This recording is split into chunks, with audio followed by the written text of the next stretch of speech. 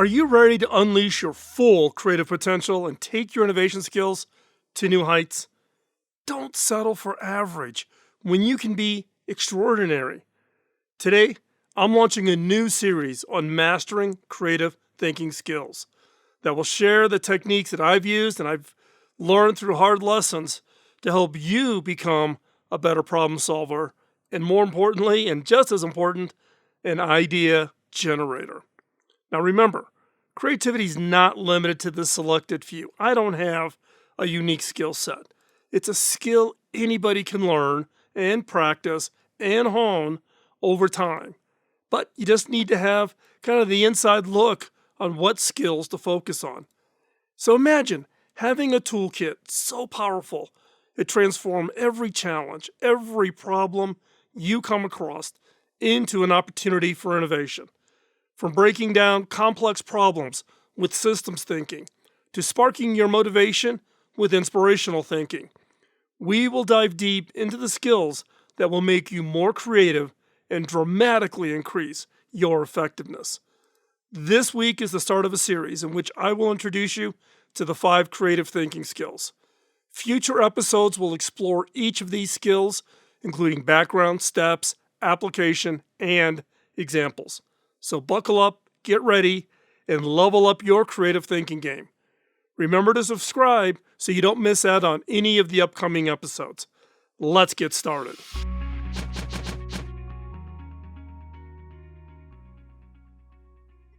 In a world that values innovation, mastering creative thinking skills has never been more important.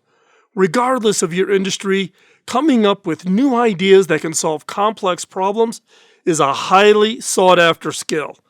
The first step to mastering creative thinking skills is learning and using the 5 creative thinking types: divergent thinking, convergent thinking, aesthetic thinking, systems thinking, and the one we all love, inspirational thinking. Each one is like a tool in your toolbox, helping you to think differently, depending on your problem or the opportunity you're facing. While each of these skills warrants its own episode, in today's episode, we will briefly examine each of the skills and its importance in the creative thinking process. Future episodes will delve deeper into each skill, providing examples and strategies for developing and applying them in your workday and in your day-to-day life. So let's jump in. First up, divergent thinking. Divergent thinking at its core is the capability to generate multiple solutions, multiple ideas to solve a problem, exploring as many avenues as possible. This thinking style is characterized by its open-ended and exploratory approach, pushing the boundaries of traditional solutions to find innovative outcomes, innovative ideas. It's akin to casting a wide net when fishing for ideas, where quantity is prioritized with the mindset that there has to be a few gems worth refining among the big pile of ideas that are generated during divergent thinking. The optimal time to employ divergent thinking is at the onset of problem solving. Before any attempt to narrow down solutions, it's crucial to explore all the potential ideas. Starting with an open mind and a wide perspective, help maps out the problem's landscape and identify avenues that may not be immediately obvious if you were trying to make a snap decision.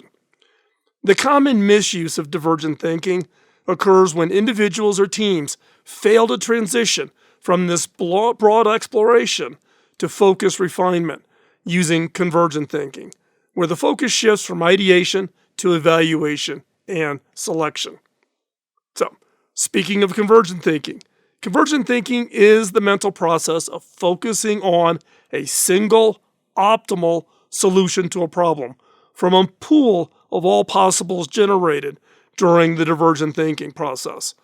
This thinking style involves logical reasoning, critical analysis, and application of existing knowledge and rules to arrive at a definitive answer.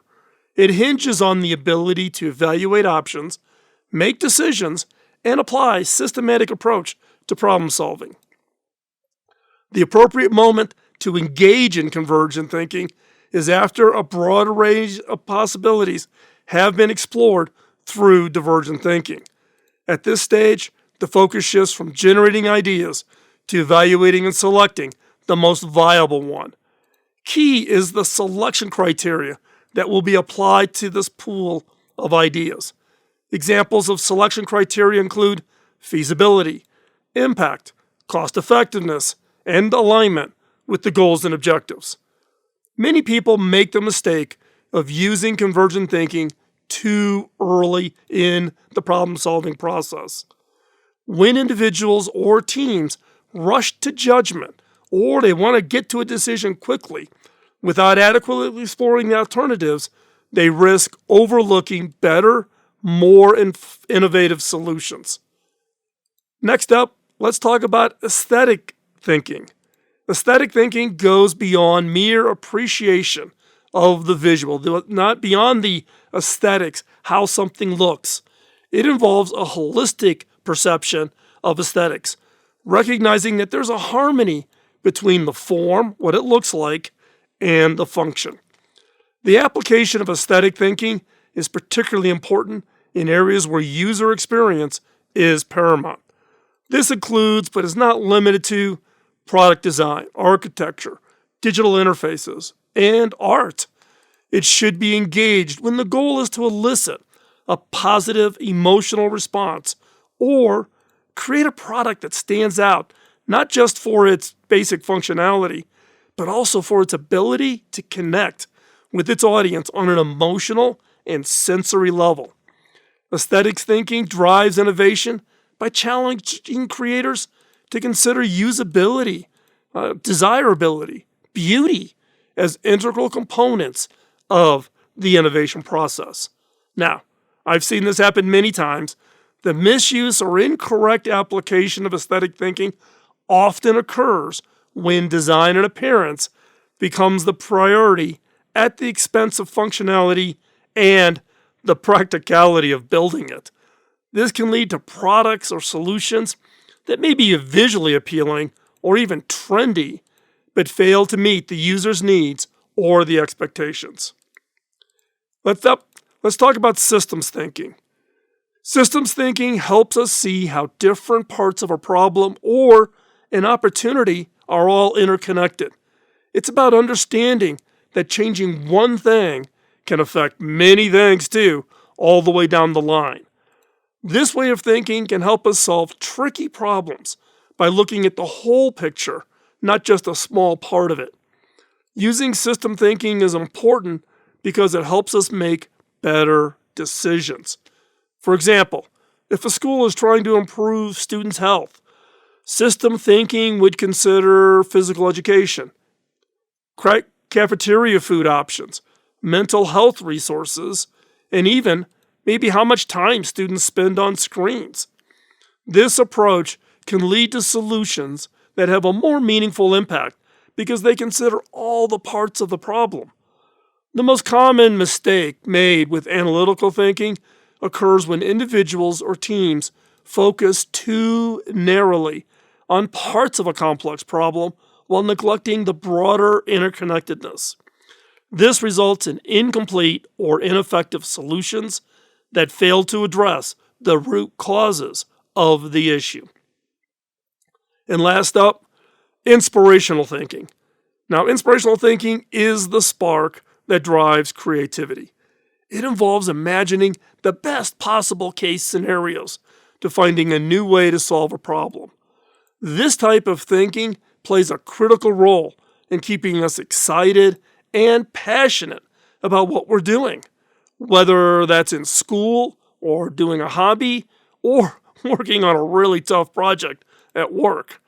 You should use inspirational thinking when you're stuck or when you're about to start something new and it's daunting and you're maybe even a little fearful. It's that push you need to get creative and to believe in yourself, especially when things seem impossible. It's also handy for inspiring others to join you in your innovation efforts, which can lead to even more innovative solutions. However, inspirational thinking can be misused when individuals or teams rely solely on inspiration without putting in the actual work to make their dreams a reality. Or they get so carried away with big thinking, big ideas, that they forget about the practical steps needed to achieve their goals. So, what's coming up next? Future episodes will focus on one creative thinking skill at a time, providing tips on how to cultivate and using these skills effectively. Now, with practice, you can learn to use the right creative thinking skills at the right time, in the right way, to overcome the challenges, generate new ideas, and drive innovation. So, subscribe so you don't miss out on the upcoming episodes. And in the meantime, start incorporating these thinking skills into your problem solving and decision making processes. Your innovations will show the impact of you using all of your creative thinking skills. And the more you use them, the stronger they will become, and the more successful you will be in finding innovative solutions. Talk to you in the next episode. Bye-bye.